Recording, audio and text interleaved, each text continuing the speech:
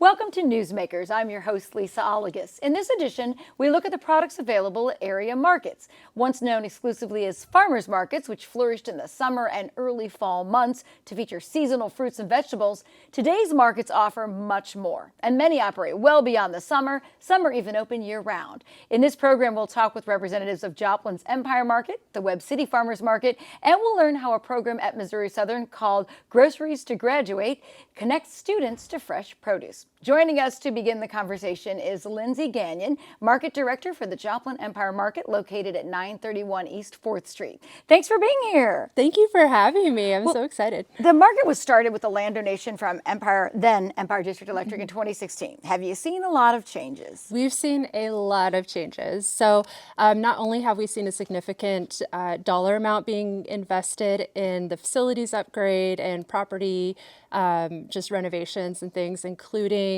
a new commercial kitchen that we just had constructed that's opened for and available for rent this year. We've also added full-time staff. So I joined staff back in 2021. And that was a big success for the market as well, to be able to sustain a full-time staff member. And on top of that, we've seen year-over-year growth in both our vendor sales and attendance over the years as well. So big difference if you just came that first year that we were open compared to 5 years later, what it looks like now. Totally different. And it has to start small and get bigger. So what are you looking at numbers of vendors that you have who come? And I don't know if you alternate, like some come one week, some come another, or do they all come routinely? Kind of a mixture of both. So we have several pass options. We've got 3, 6, and 12-month pass options. So depending on the vendor, if they're more seasonal, they might just do a few months in the summer. Maybe they are an artisan vendor that can do year-round. They'll pay for a year-round pass. So it really depends on the vendor. Generally, we see 30 to 40 vendors on a weekly basis. We also have about 15 to 20 that are pop-up that will be included in that number, that maybe there's some Saturdays, may not be there others. And then we also do curbside, online curbside ordering and pickup. And we have several vendors that are curbside only that you won't see in person at all. Yeah. I wanted to talk a little bit about that because that was something that really got going because of the pandemic and we weren't having a lot of in person.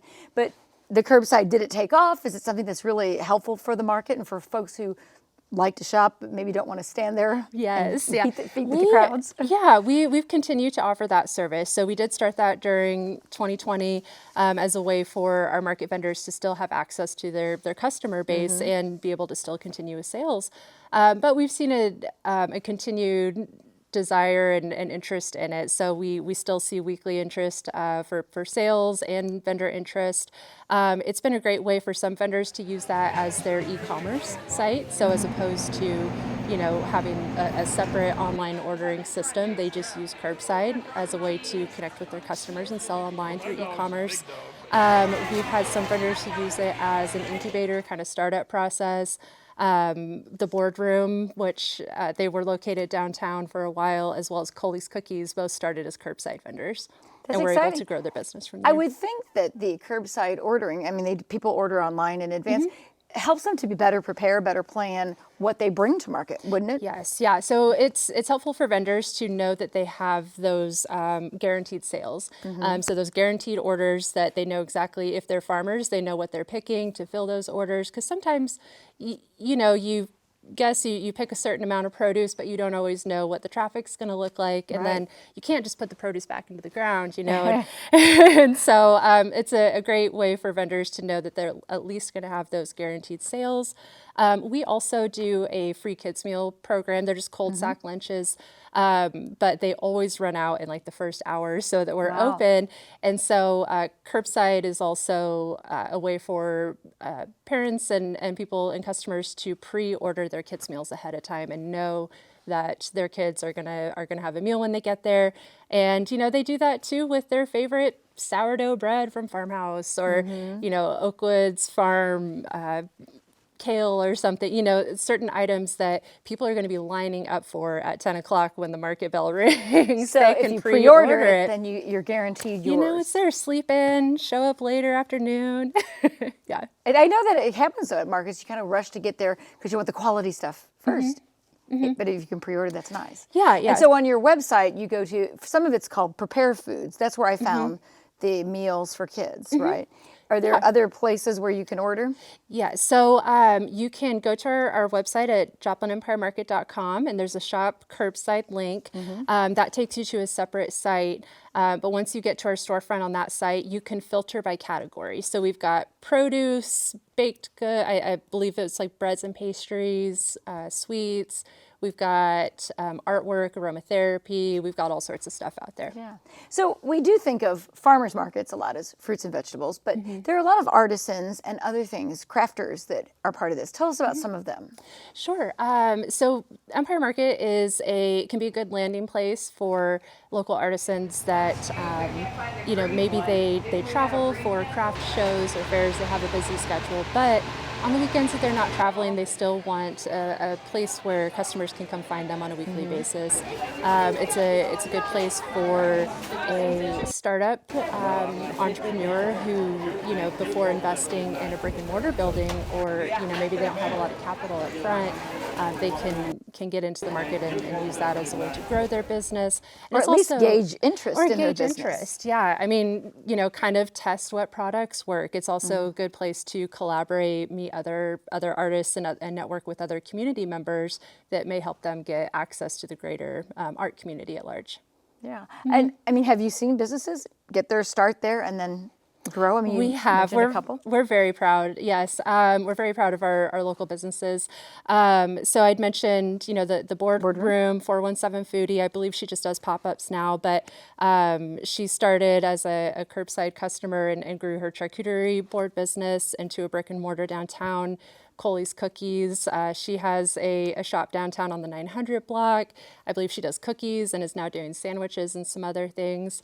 Also Farmhouse Bakery. So they started as a market vendor, and their bakery is actually on our property. So they use space or rent space from us to actually operate their bakery. And she's now open on Thursdays as well. So she's been able to grow and expand enough to have a shop that is open on a weekday, an extra day during the week. Yeah, so you've modeled this market initially after like Soulard Market in St. Louis, which is a really big place and continues to operate almost year round. So, what would you say is the goal of Empire Market? I mean, where do you want to go from here now that you've grown to like the 30, 40?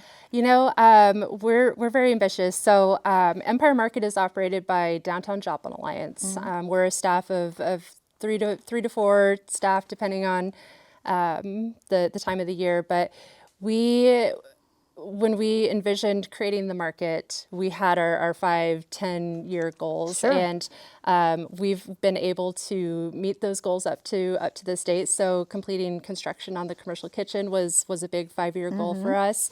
And we are set and on track to continue the renovations and everything that we have planned. Our main mission with the market, though, is to build community through food. So that feeds into our greater mission as Downtown Joplin Alliance to create a thriving and vibrant downtown community. And the market is just an offshoot of that, where we do that primarily through food and food type business incubation. I was going to ask, I mean, you said some of the vendors kind of share ideas. Are there social connections that people make? And then I know you've even had some nighttime markets and nighttime events. Yeah. Tell us about that. Yeah, we love our community of folks, both our vendors, our longtime volunteers, our staff, and a lot of longtime loyal customer base now that regularly let us know that they see the market as their second home. They look forward to coming every week. It's like family. They feel welcome. They feel safe and like it's a good time, whether they're meeting new friends or meeting up with old friends. It really is a community center point, which is our whole goal with all of that.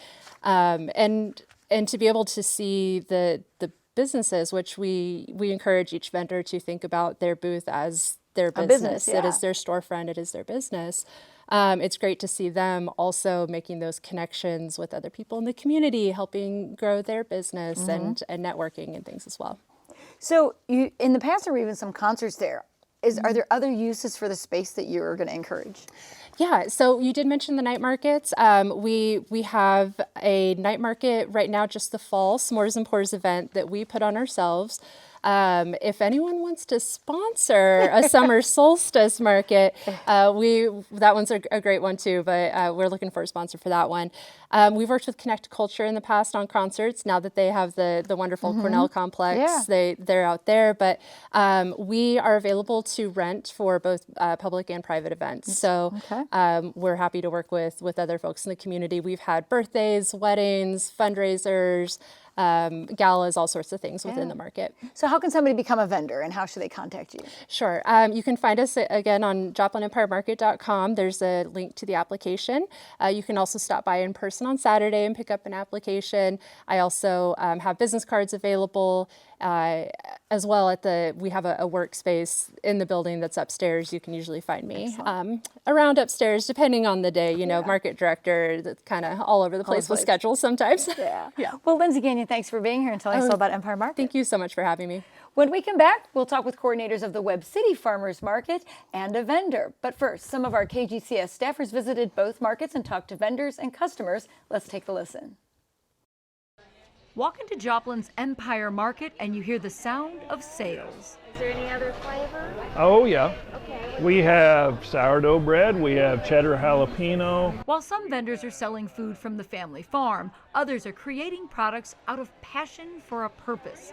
Take Jerry Burns of the Lazy Mule Lavender Farm. Surrounded in purple, it was his own personal experience that prompted this pop-up shop.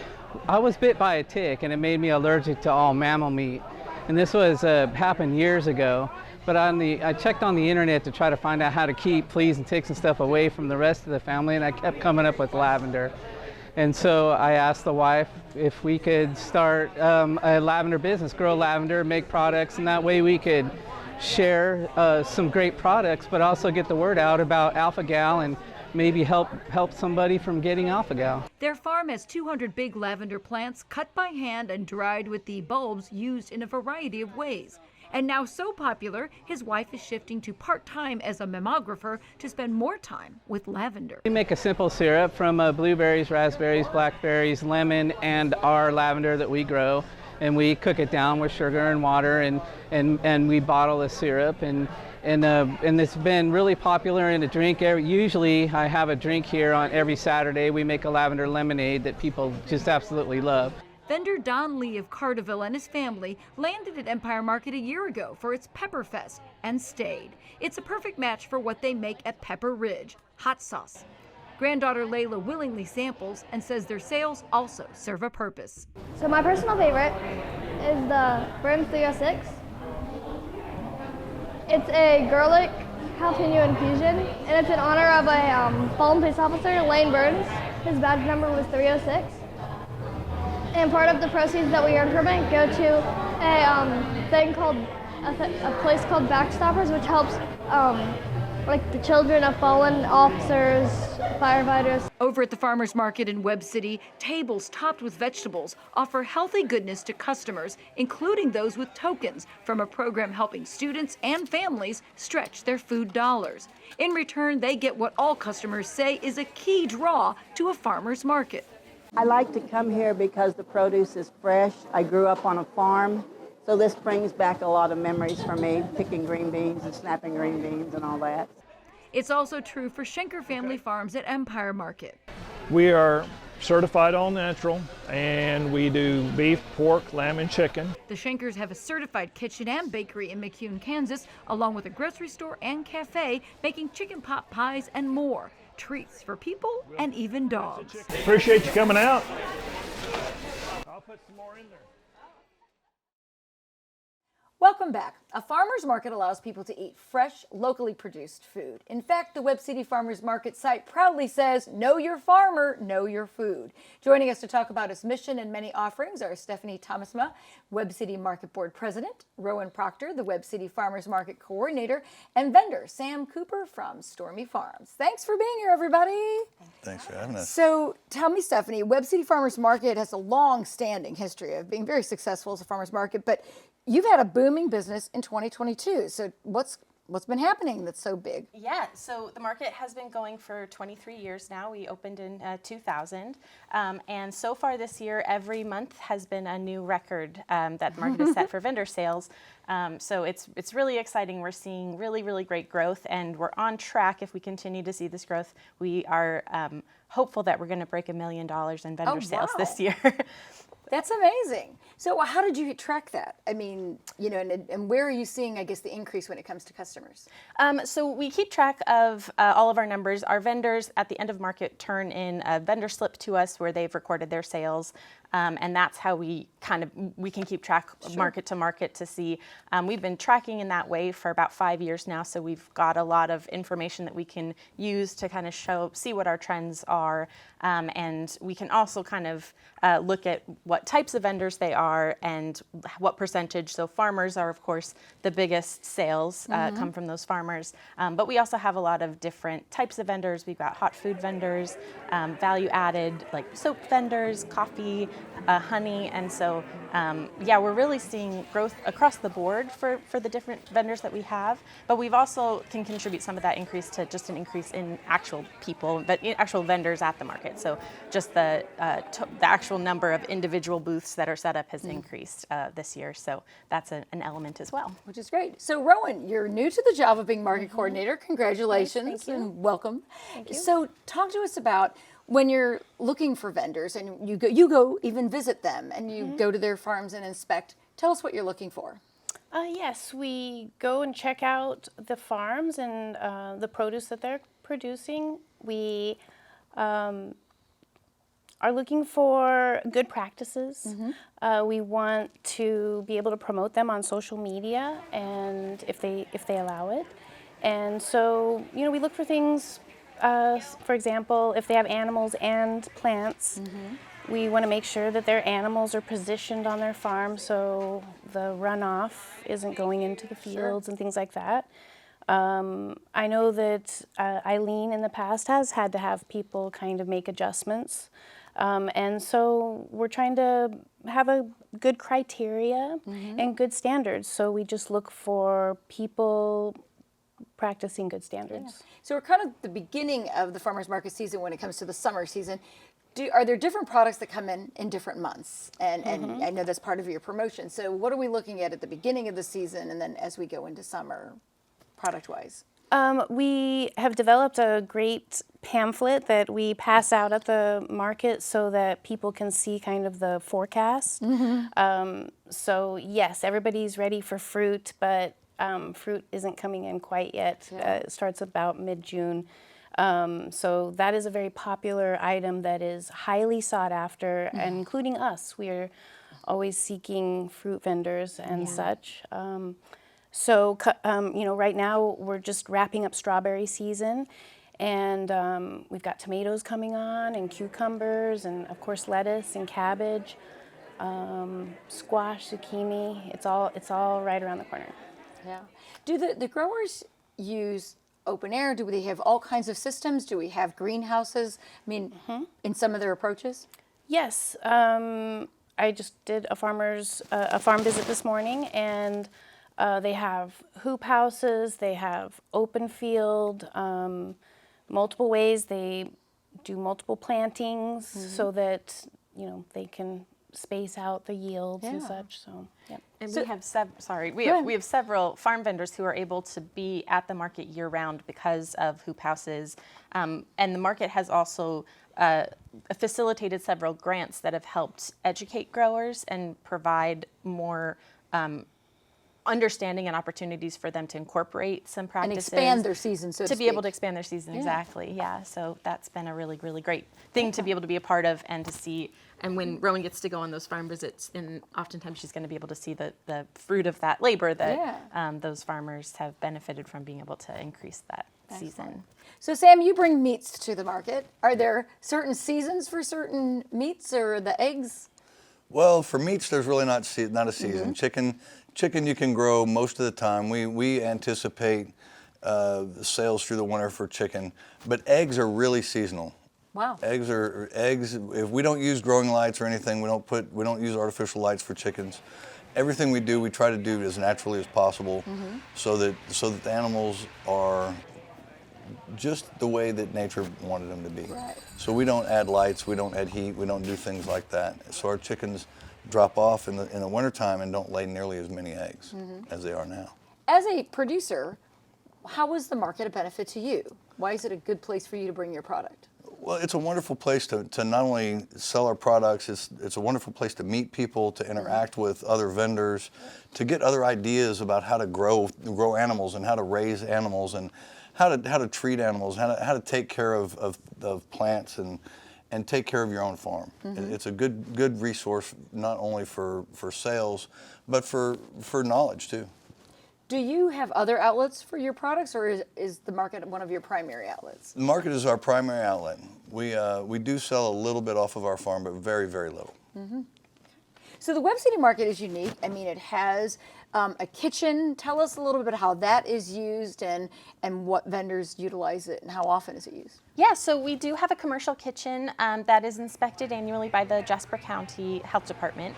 So that makes it possible for vendors and non-vendors to rent that kitchen space for storage or for prep and cooking space. So if they want to sell product that is prepared in a commercial kitchen, they can rent with us in order to be able to meet that requirement.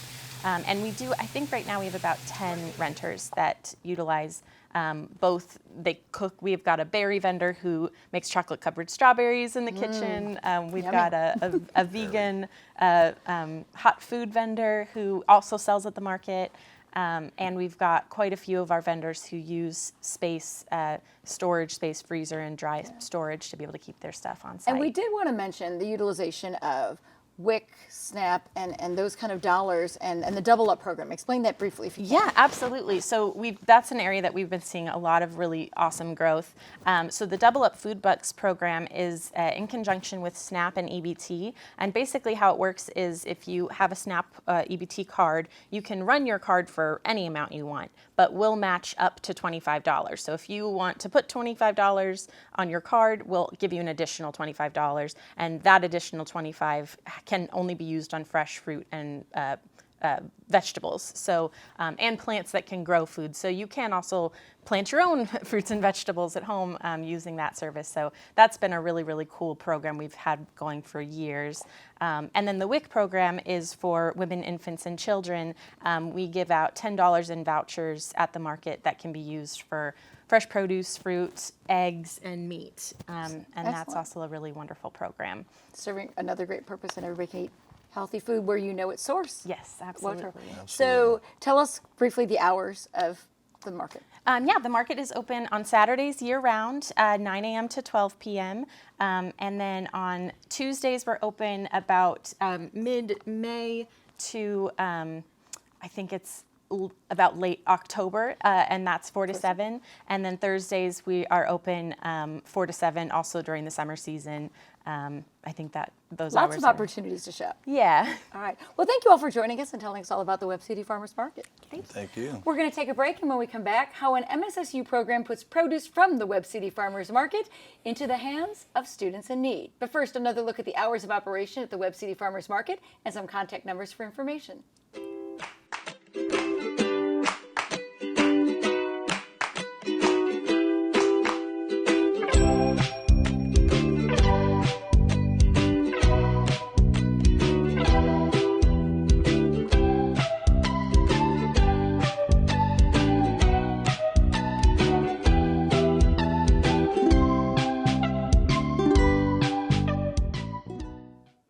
Web City Farmers Market is part of a partnership with the MSSU Lion Co-op in offering Groceries to Graduate, a grant-funded program designed to help students with food insecurity.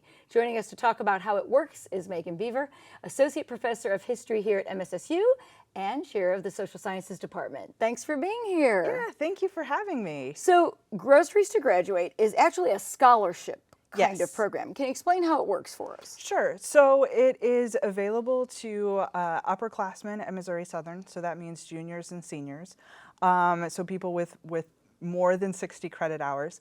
And we just let students self-identify whether they have a financial need, whether they're an international student, they don't have contributions from their family, maybe they're Pell Grant eligible. There are a lot of criteria that students can mark as being financial need. But once they apply and their credit hours work, what we do is we give them a scholarship to the Webb City Farmers Market. And that scholarship is four $50 disbursements of tokens that can be used as currency at Webb City. Webb City knows to expect the tokens, and so the students can use them basically just like money.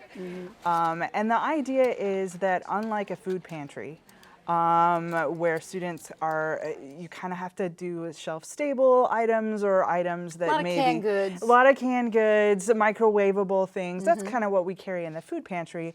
But some students have their own homes, have their families. If they can get meat and if they can get produce and eggs, that really helps them to feed their families with these nutrition-rich food that also really helps students when they're trying to study and graduate. So the idea is the groceries prepare students for graduation. So we mentioned at the start, food insecurity. What exactly does that mean in our world today? And let's give people an understanding of what food insecurity can actually mean. Right. So food insecurity means that there are different levels, and it means that on some level, it could mean at its most severe levels that people are hungry. So and students, there are some students on our campus who are hungry, but it could just mean that people are worried about food, that they're cutting corners, buying the cheaper foods to last longer, really spending a lot of time making their money stretch and worrying, am I going to pay for my groceries? Am I going to pay my electric bill? Those sorts of things. Yeah. If they have kids, then they might be, well, I got to feed the kids before I feed a me. huge problem. I mean, it's not a problem to feed your kids, but yeah, they have to make that choice. Having to make that choice. Yeah. And I mean, how important is it in the education world of having good nutrition? I mean, does it make a difference in how you focus in classes? Yes.